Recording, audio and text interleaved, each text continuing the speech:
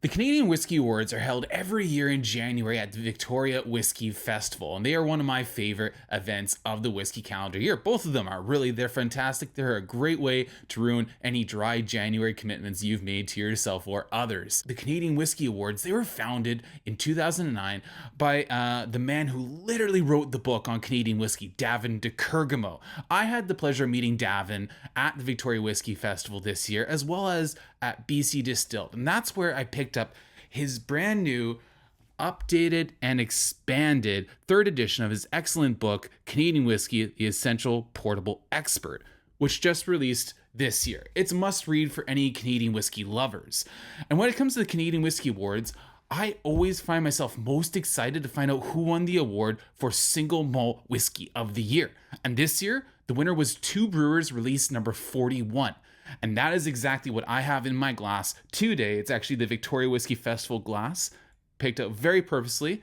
That is what I have in my glass today to review for you. Let's see if it stands up to its award-winning pedigree. My name is Matt. This is Whiskey on the West Coast. As the name would imply, Two Brewers was founded by two brewers who started making beer in Whitehorse, Yukon territory in 1997. If you're not familiar with the Yukon, it's located north of British Columbia and east of Alaska, and you'll find that on a map located here.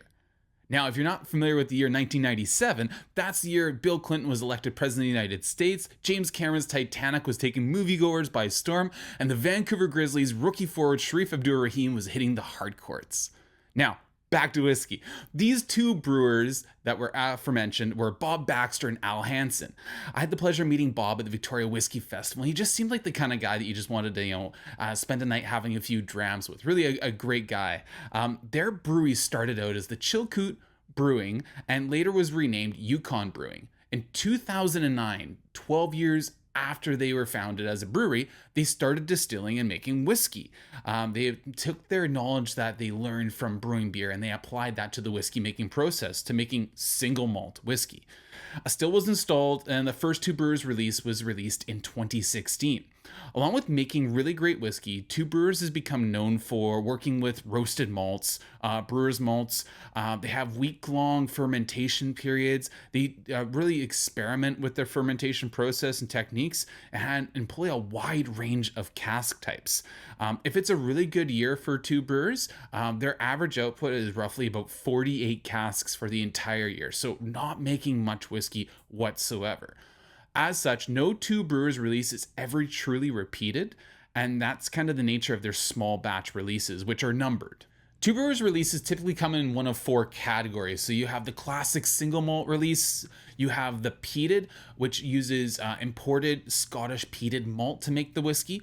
They have special finishes, which uses different types of casks, such as Pedro Jimenez, Moscatel, or others. And then you have the innovative series, which is kind of experimental. They're using different roasted grains. They're using maple syrup seasoned casks or green coffee bean seasoned casks. Really wild, sort of outside the box stuff. Bottling strengths in the whiskeys range and vary from 40% to 43% more commonly. 46% is a common ABV to see on the classic single malt. And you can see the peated releases at 50% among others. Really, they seem to bottle the whiskeys at whatever strength they think they actually drink best at. Now, all the whiskeys are non-chill filtered and natural color, which is a great thing for a whiskey geek like me.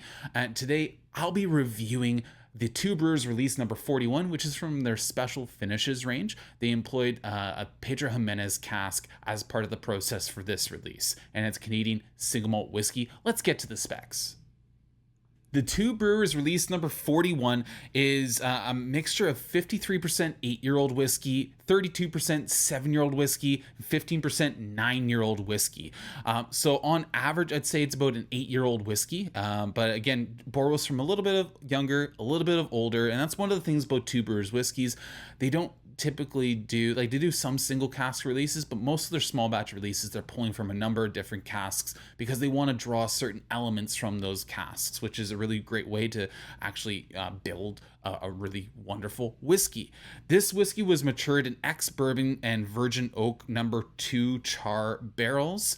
It was finished for 2 years in fresh first fill Pedro Jimenez sherry casks.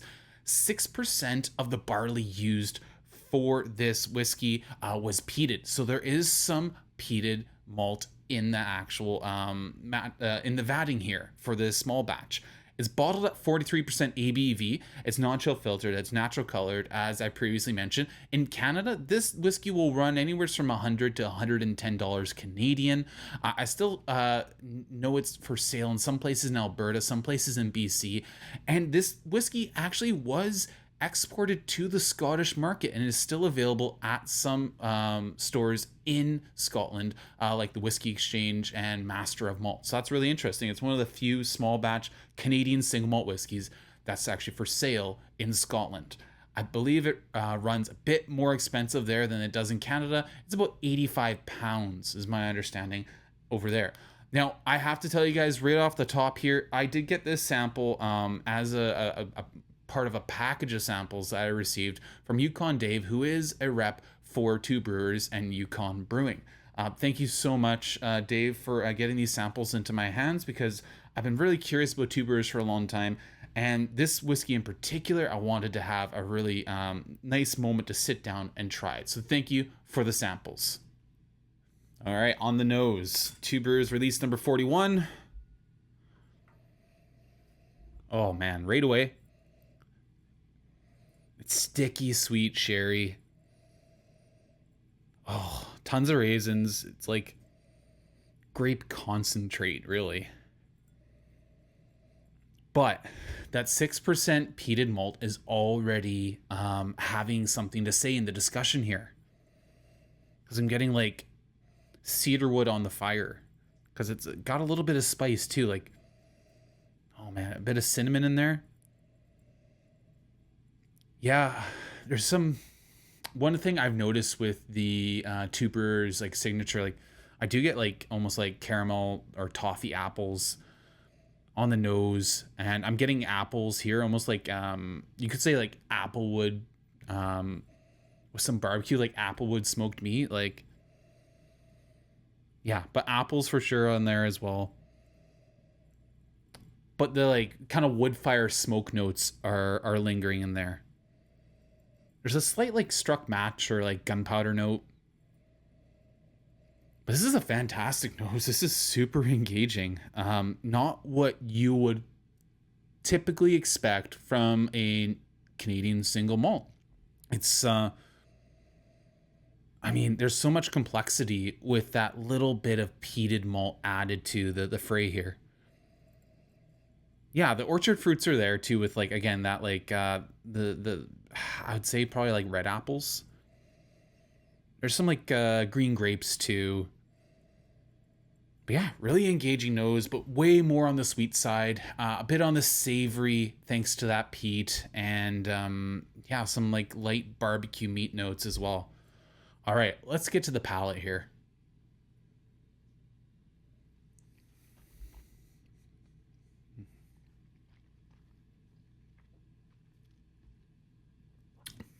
Okay, so like cherry, like dark cherry, raisin, like Swedish berry candies. There's a sweet barbecue lick in there too. The lightest bit of like spicing or peppering, like a little bit of light chili pepper and like cinnamon spice dusting.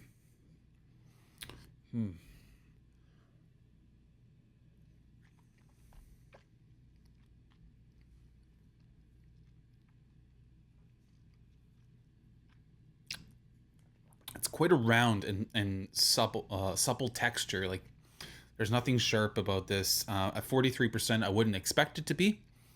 I'm getting like red Twizzlers licorice, butterscotch and caramel apples, as I was talking about on the nose as well. And that peat, that little bit of peat is kicked into with a bit of like campfire smoke. Yep. And on the finish right now, that's what I'm getting, is that campfire smoke and this like luxurious, sweet, candied aftertaste. I'm also getting like oak notes on the finish right now too.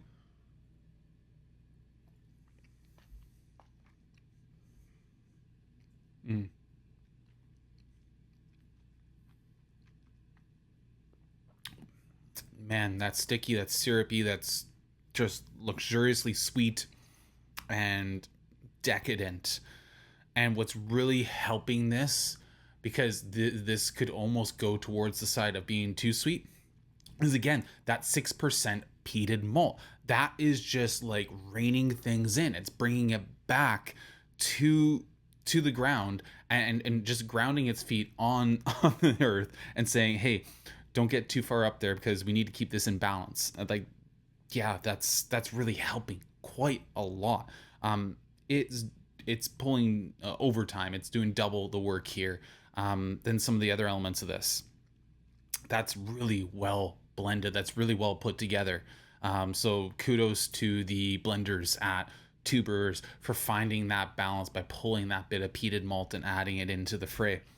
On the finish, there is a decent amount of oak spice, so you can pick up some of that age, some of that 8-9-year-old Canadian single malt influence there. But really, it's just so much on these sweet tones.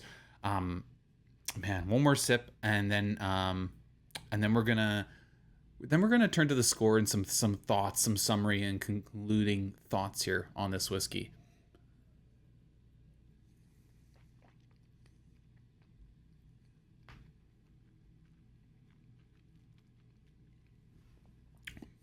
Yep. On the finish, peat smoke.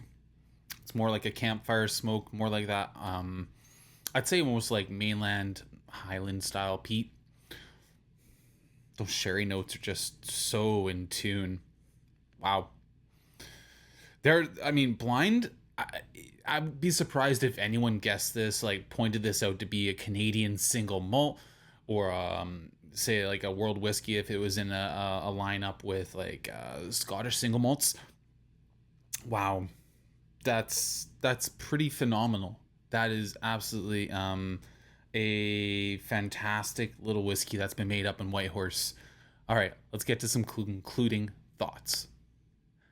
Two Brewers are setting a high bar for the standard of Canadian single malt whiskey with this release number 41. Now, I hope you've had some Two Brewers in the past if you're watching this video, or if you haven't, I hope this is a good introduction to the distillery. Let me know if you have had whiskey from the Two Brewers distillery, because they really are making some of the best single malt in Canada by far. But honestly, being from British Columbia and by way of Cape Breton, Nova Scotia, I focused more on, say, Canada's first single malt distillery, the Glenora Distillery, responsible for Glen Breton single malt whiskey, as well as Vancouver Island's probably top two single malt makers with Shelter Point Distillery and Macoloni's Island Distillery, more than I have, say, Two Brewers. And I really need to make sure that I keep up with what Two Brewers are putting out at this point, because this whiskey is a bit of a revelation for me. This is phenomenal stuff. They're making some excellent single malt up in Whitehorse, and if you're ignoring them like I kind of sort of was, you're missing out. So who's this whiskey for? This whiskey is for Canadian whiskey lovers. It's for single malt enthusiasts out there, and anyone who's a doubter or a naysayer when it comes to Canadian single malt whiskey. That's who I'd say this whiskey is for especially. Now, small batch whiskeys don't tend to hang around so long, and by their very nature, they're limited releases. However, reviewing something like this release number 41, it can tell you guys a bit about the quality of whiskey coming out of Two Brewers. But it also can shed some light on the quality of similar releases that come from Two Brewers. If this whiskey sounds interesting to you, I'd say look into release number 44, which I'd suggest is kind of a spiritual successor to this release number 41. It's also using Pedro Jimenez casks. I don't know if there's any peated malt in it, but I do understand that there's some mid-teenaged aged single malt in that, like around 15 years old. So that would be a really interesting way to follow up this release number 41. Overall, if I was going to give this a score right now, I'd be giving it an 88 out of 100, which is a huge score for a Canadian single malt. Two Brewers, Bob, everyone up there, be proud. This is a phenomenal whiskey. Thank you so much, Yukon Dave, for the samples. I've been dramming along with the classic single malt, release number 39, I believe. And again, it just picking up on some of that signature of that like fruity butterscotch, green apple notes, really engaging fruity spirit. I'm excited to try more Two Brewers in the future. Thank you so much for joining me here, guys, on Whiskey on the West Coast. And from the West Coast, until next time, slàinte.